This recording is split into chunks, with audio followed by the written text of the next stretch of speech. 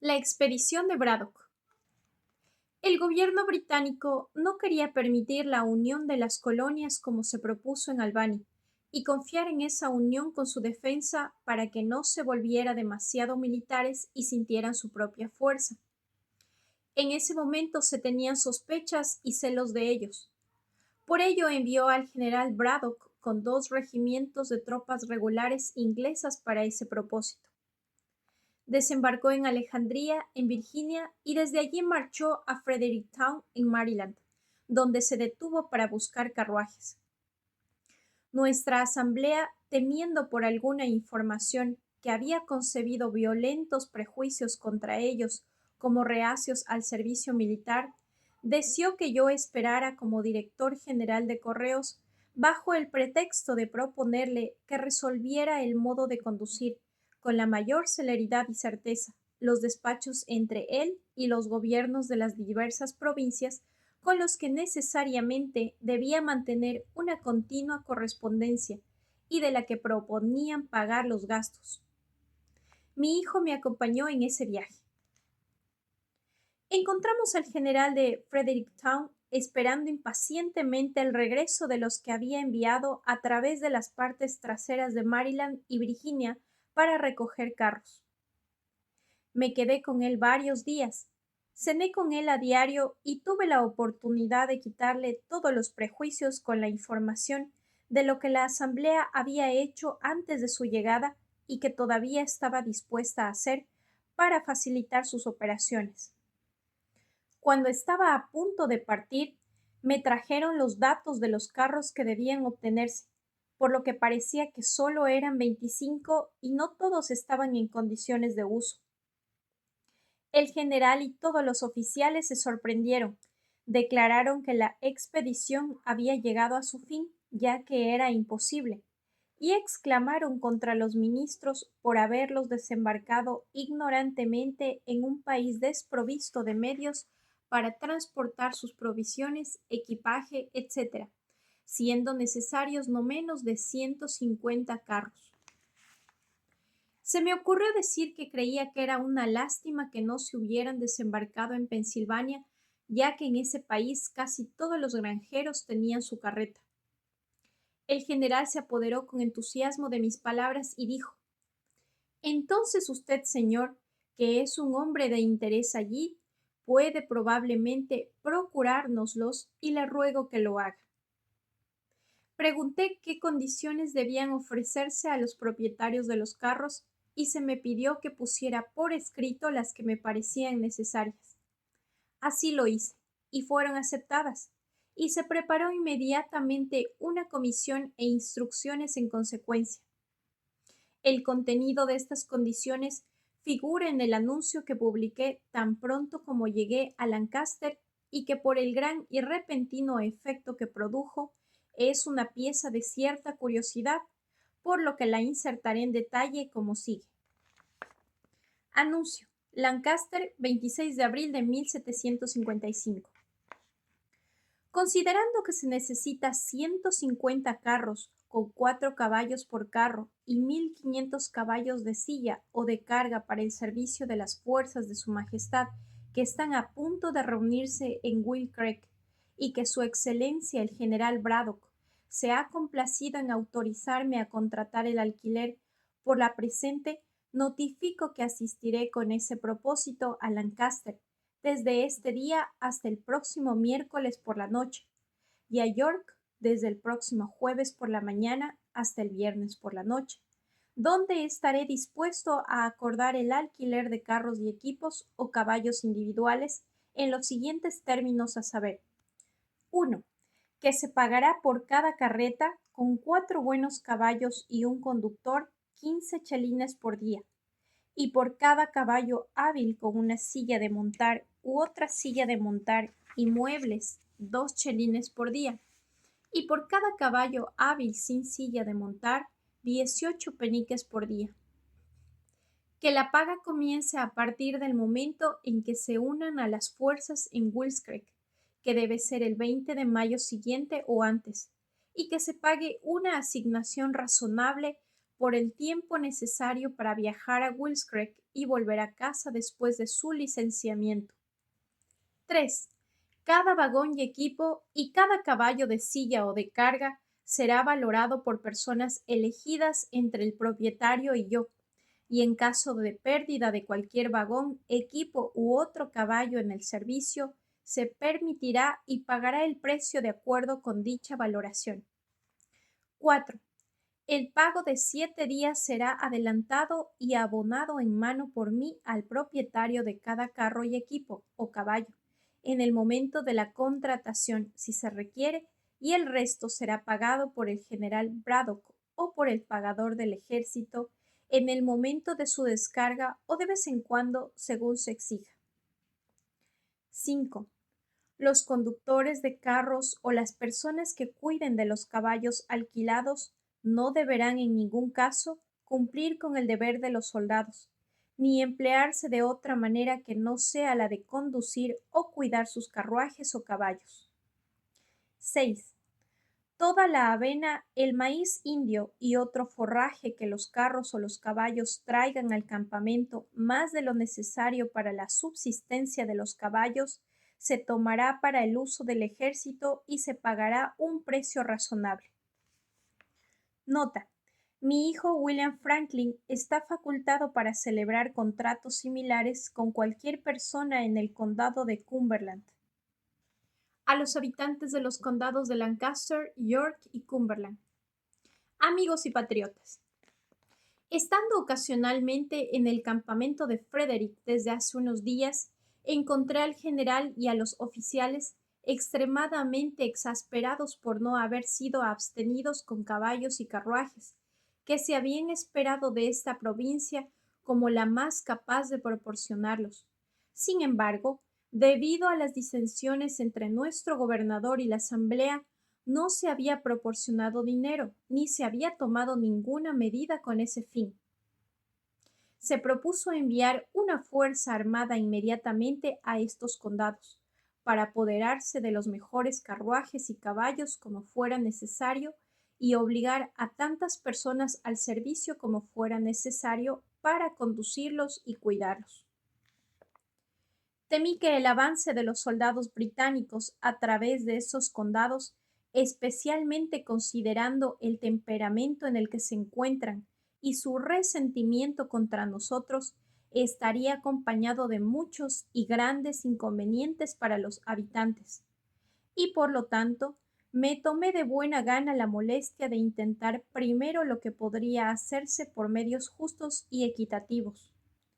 Los habitantes de estos condados se han quejado últimamente a la Asamblea de que faltaba una moneda suficiente.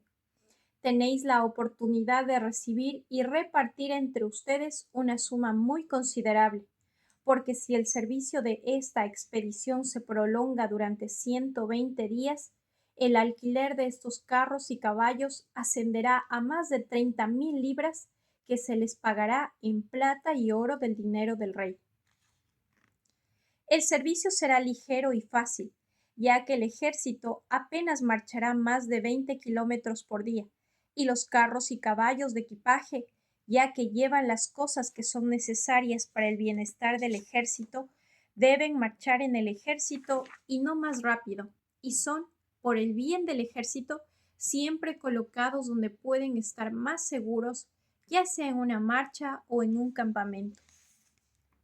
Si realmente sois buenos y leales súbditos de su Majestad, podéis hacer ahora un servicio muy aceptable, porque 3 o 4 de los que no pueden prescindir por separado de los negocios de sus plantaciones de un carro y 4 caballos y un conductor, pueden hacerlo juntos, uno proporcionando el carro, otro 1 o 2 caballos y otro el conductor, y dividir la paga proporcionalmente entre usted.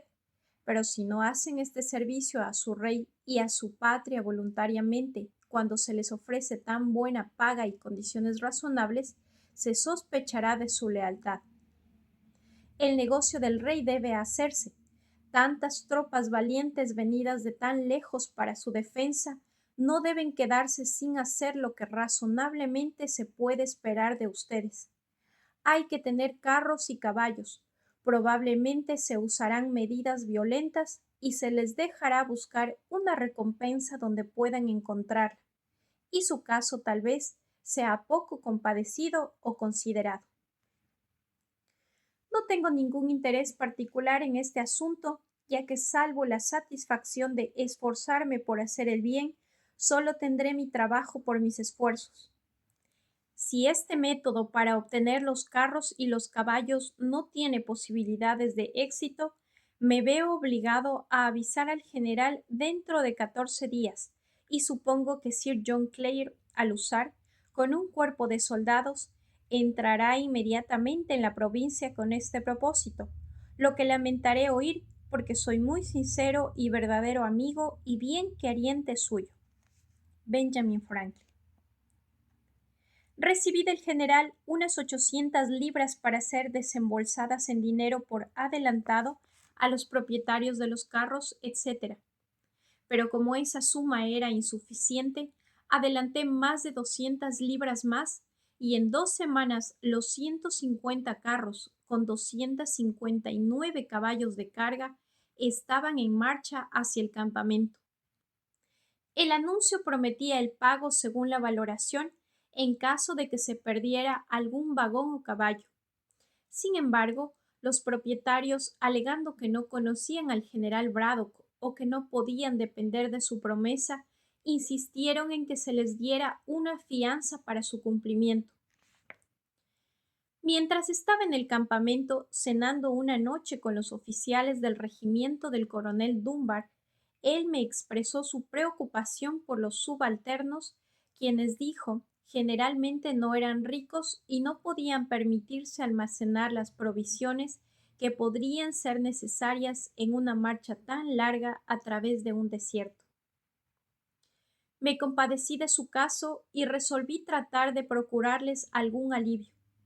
Sin embargo, no le dije nada de mi intención, sino que escribí a la mañana siguiente al comité de la Asamblea, que tenía la disposición de algunos fondos públicos, recomendando encarecidamente el caso de estos oficiales a su consideración y proponiendo que se les enviara un regalo de necesidades y refrescos. Mi hijo, que tenía cierta experiencia de la vida en un campamento y de sus necesidades, elaboró una lista para mí. El comité lo aprobó y empleó tal diligencia que, conducido por mi hijo, las provisiones llegaron al campamento tan pronto como los carros. Consistía en 20 paquetes. Estos 20 paquetes fueron colocados en otros tantos caballos, cada paquete con el caballo destinado a ser un regalo para un oficial. Fueron recibidos con mucha gratitud y los coroneles de ambos regimientos me agradecieron su amabilidad en las cartas que me enviaron.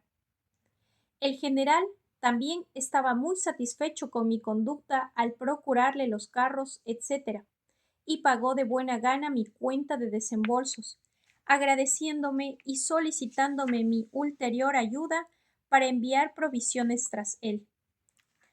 Yo también me encargué de ello y me empleé a fondo en ello hasta que nos enteramos de su derrota, adelantando para el servicio más de 1000 libras esterlinas de mi propio dinero, de las que le envié una cuenta.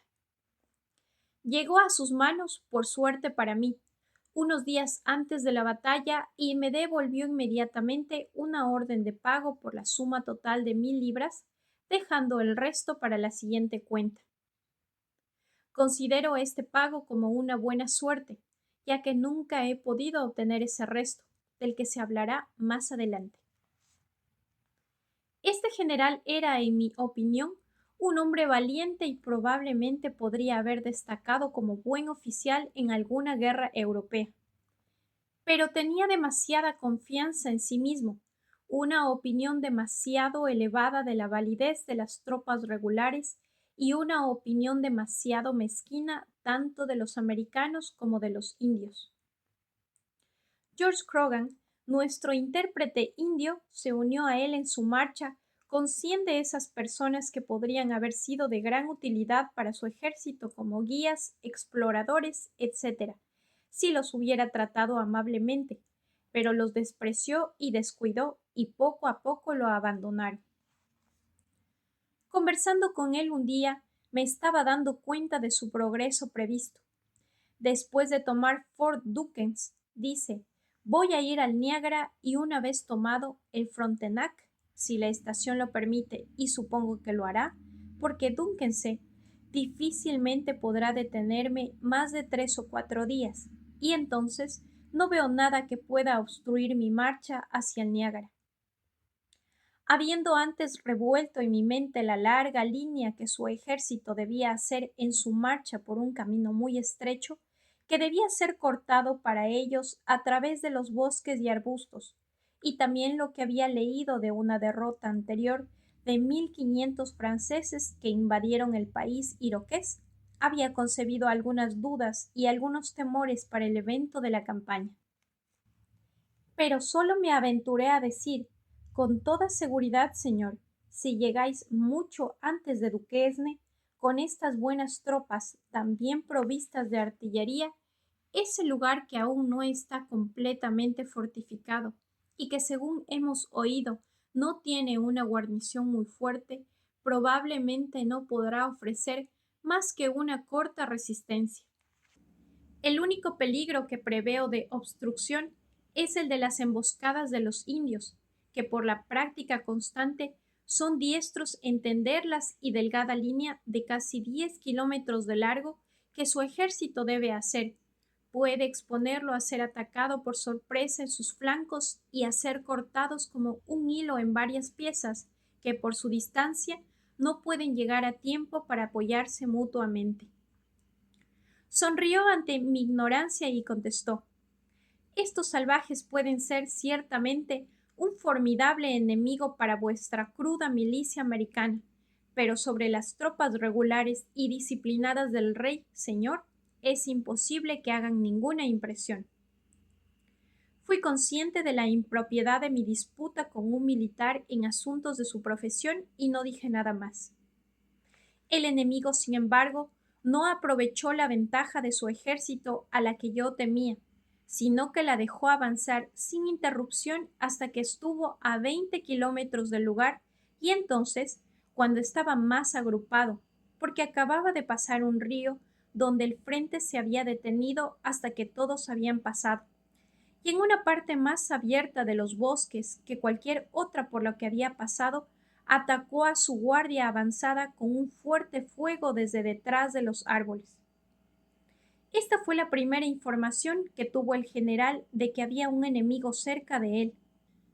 Como esta guardia estaba desordenada, el general apresuró a las tropas para que subieran en su ayuda, lo que se hizo en medio de una gran confusión por medio de carros, equipaje y ganado, y en ese momento el fuego llegó a su flanco.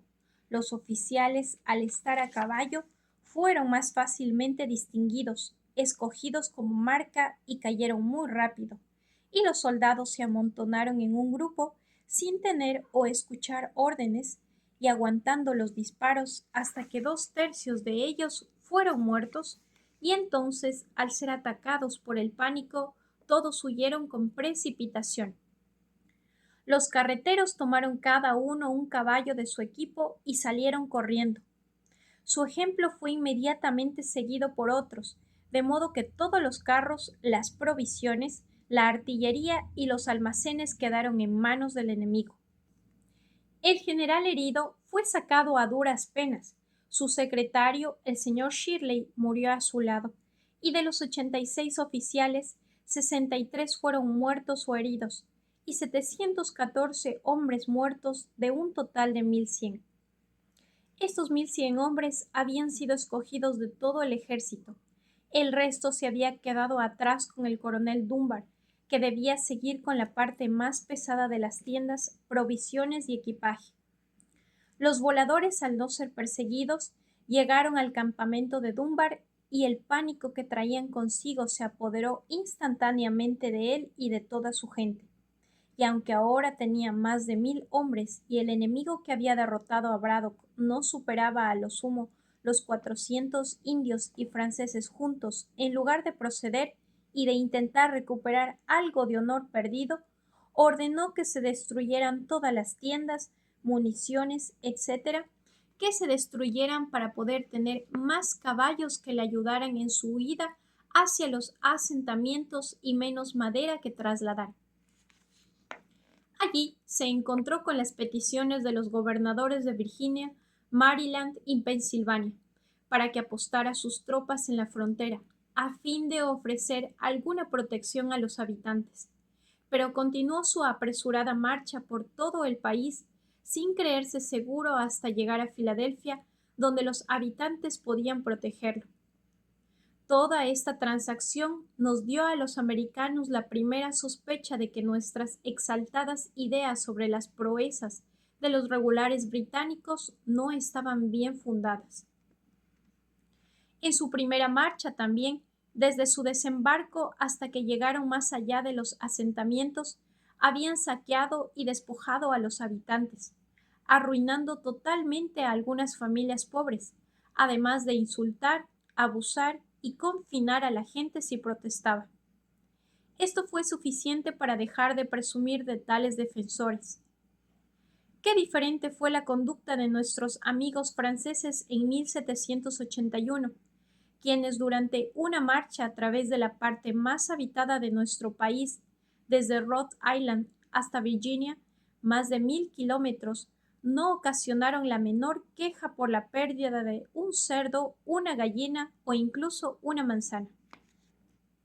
El capitán Orme, que era uno de los ayudantes de campo del general y que estando gravemente herido, fue llevado con él y continuó con él hasta su muerte, que ocurrió en pocos días.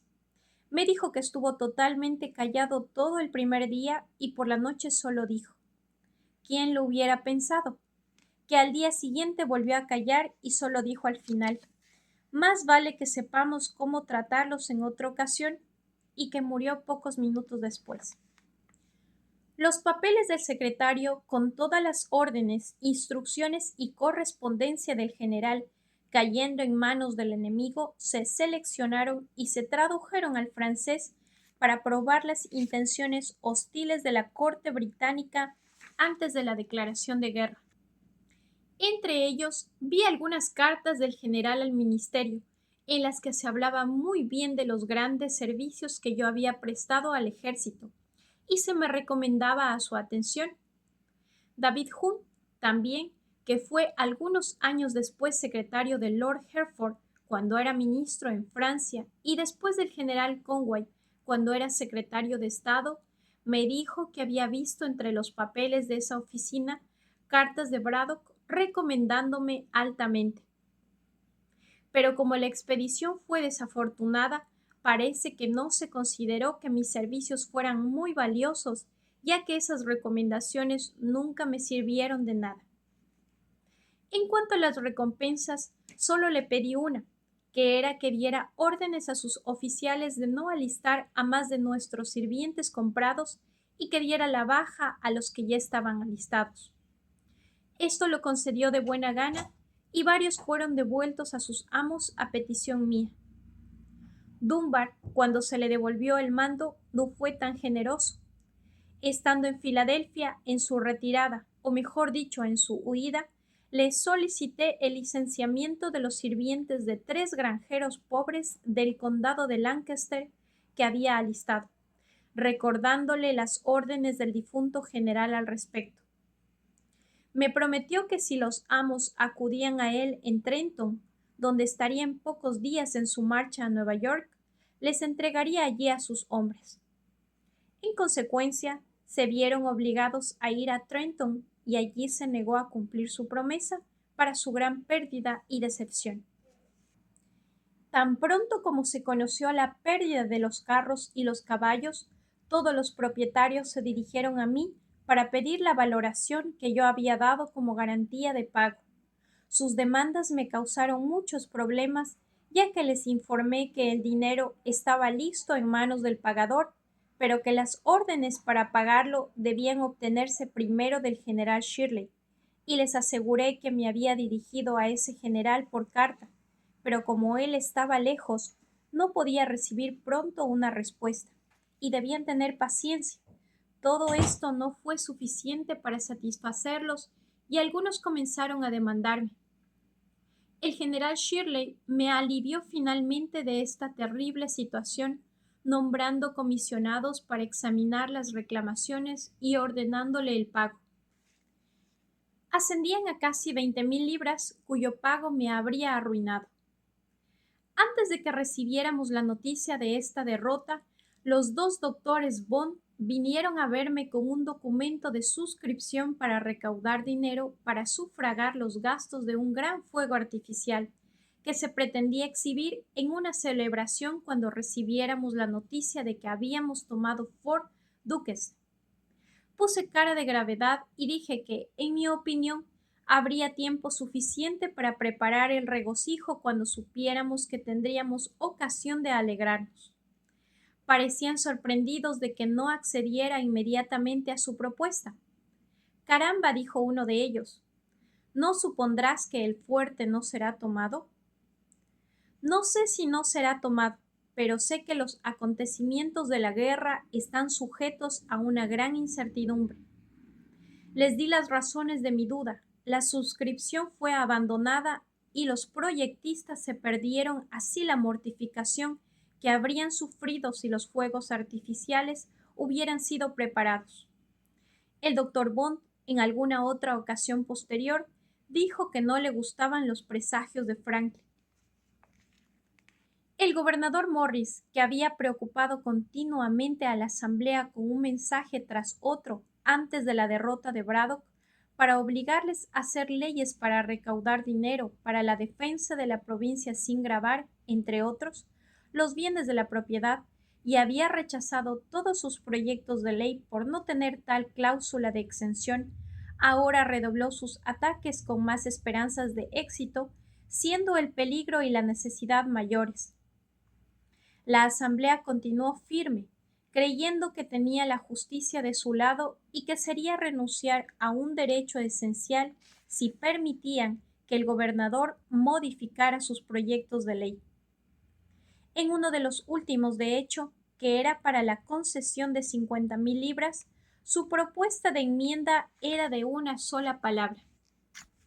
El proyecto de ley expresaba que todas las propiedades reales y personales debían ser grabadas sin exceptuar las de los propietarios. Su enmienda fue, por no leerla solamente, una alteración pequeña pero muy material.